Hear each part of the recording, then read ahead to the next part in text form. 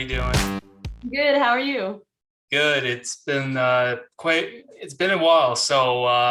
I know that I'm sorry about the time and everything, but I'm glad that we got everything situated. Yeah, how's everything been since we last talked?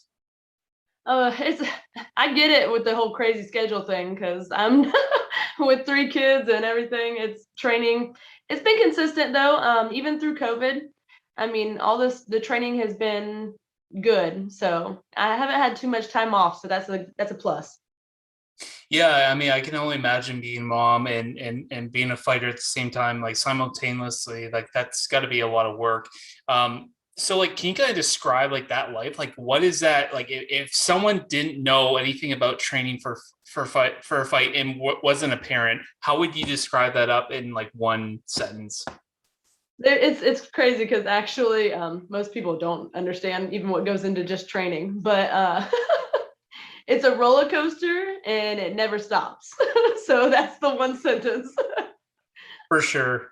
And like I said, I'm glad to have you back on. I appreciate you taking the time to come on.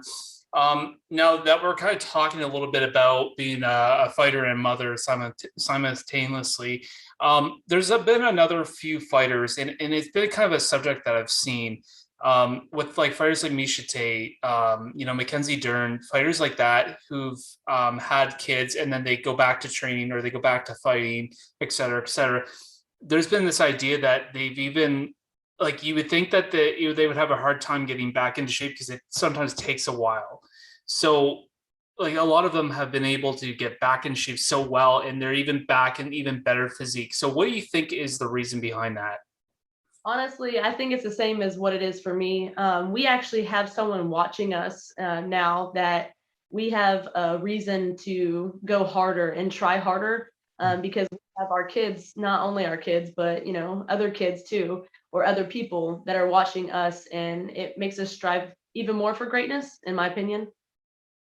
Yeah, and it's just crazy. Like I don't know if you watched Misha Tate's return, but she just looked incredible. I mean, I don't want to say that she didn't look good before. She didn't wasn't a good fighter prior. I mean, she was great. I mean, one of the top greats. But I mean, you look at her physique prior and then after, it was just unbelievable.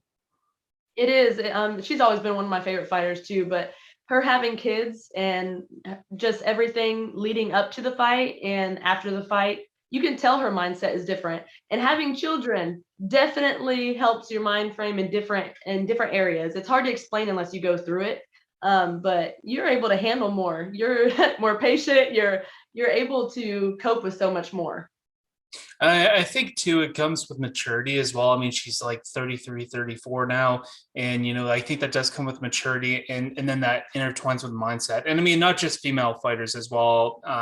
The male fighters as well, they become a dad and then maybe they're already in shape, but it's just their mindset in fighting. And now they're whooping ass like every fight, right? Like it's a totally different mindset coming in with kids. I completely agree with that. So now that we're kind of in the whole idea about women empowerment, I don't know if this happened like last week. I was fortunate to watch it on the media. I was covering PFL. I don't know how much you watch of PFL or whatever, but there was a story. There was a story with Kayla Harrison and Jenna. Oh geez, I feel but so bad for forgetting her last name. But there was this one reporter like asking her a question, but before he even asked her about her skills, he was like saying, "Oh, you're very pretty," blah blah blah blah blah. Well, Kayla took it and was like really pissed off. And did you get a chance to see that? I didn't see it, but I saw everything after. So like, I knew what had happened, somewhat anyway. But I kind of get it, I guess. We don't care about being pretty. We wouldn't be doing the sport that we do if we cared about being pretty. Yes, we understand that, if you're marketable, it helps. We get that. But the main thing that we want to talk about mostly is fighting. So I get it to an extent. But sometimes the way people go about, I don't think necessarily how she said it was the right way. But she did apologize afterwards, kind of.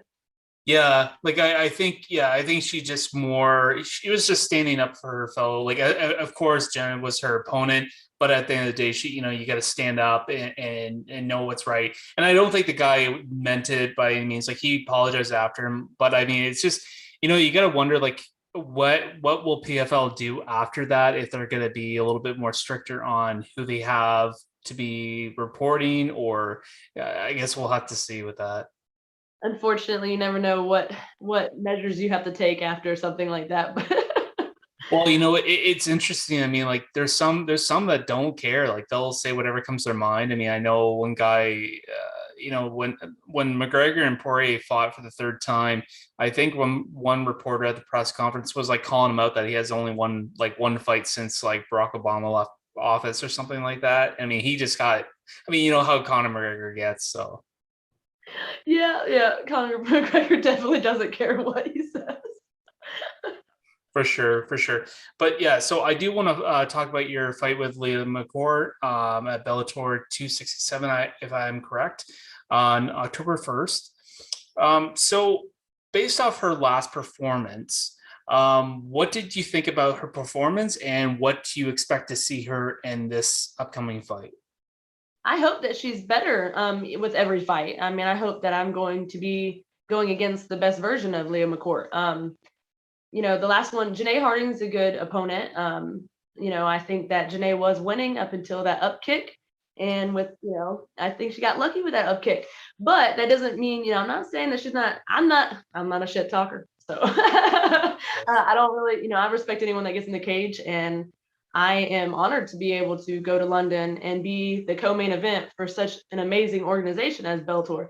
And I know it wasn't me that got this, it wasn't because of me that I got this opportunity, but I am not fixing to let this opportunity slide between my fingers. Mm-hmm. And having the opportunity to be on the co-main event, is there any extra pressure going into that? Absolutely. And honestly, I think through my entire career, if you followed my career from the beginning, even as amateur, I've went into the enemy territory, as you could say it. I've always been the bad guy. That's why I've made videos of, like, people have put together videos for me that's saying, I'm the bad guy, duh. Like, so I am completely content being the bad guy. There's not any, pressure through my entire career almost up until getting to such a big organization. This is my first time, of course, even being on the main card for Bellator.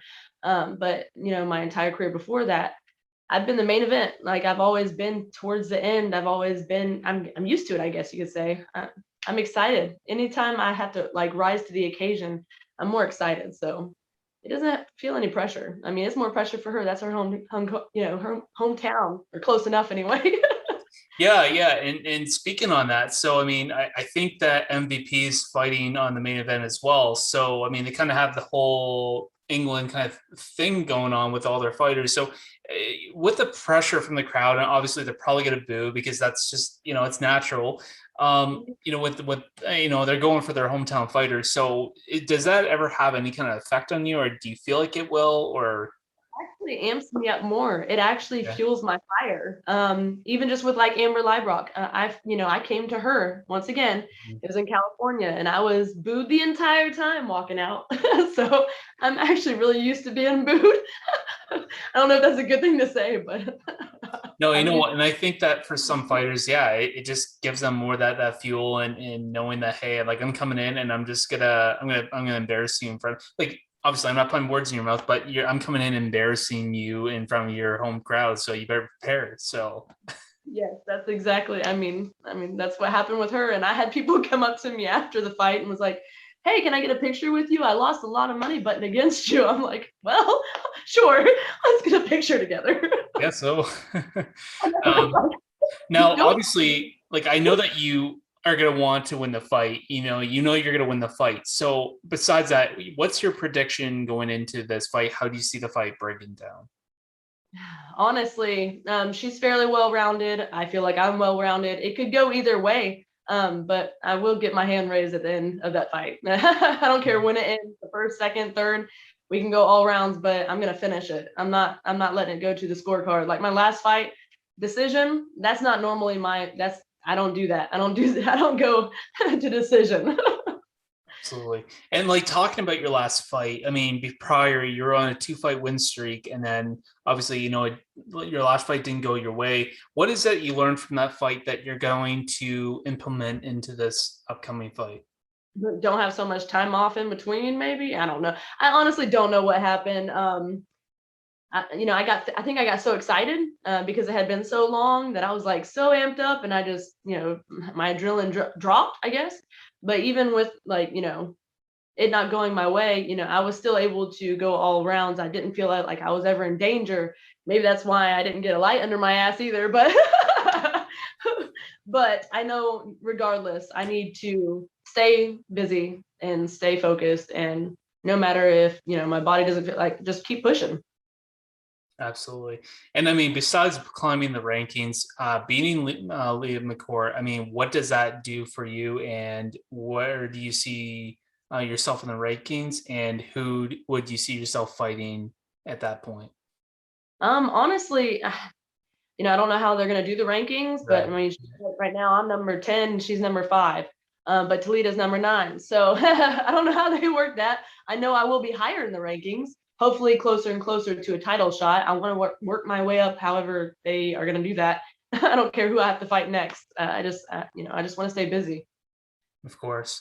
And I know that you just mentioned, not having so much time off between fights. So, depending on how this fight ends up, if you're scratched up or you're not, looking at the end of 2021, I mean, how fast do you want to get back in there?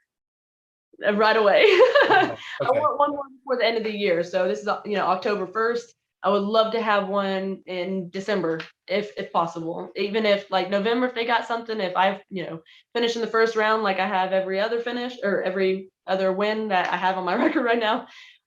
If I finish in the first round, give me another one in November. That's fine. Just keep me busy. Excellent. And that being said, so you're saying December. So how long does it normally take your weight cut? Like, or when you're doing camp, how long does the like a proper weight cut take you? I actually moved up to 45 so that I could take a fight at short notice. I walk around at 150, so between 150 and 155. Oh, But if I'm staying consistent, I'll be right on. I'll be there. I can make weight within that week. So so really just water. exactly. Perfect. Perfect. Well, I appreciate you taking your time. I know that you have some things you got to tend to with the kids and everything, so I do appreciate you taking your time to come on. And good luck with your fight on October 1st. Thank you so much for having me. Yep, my pleasure.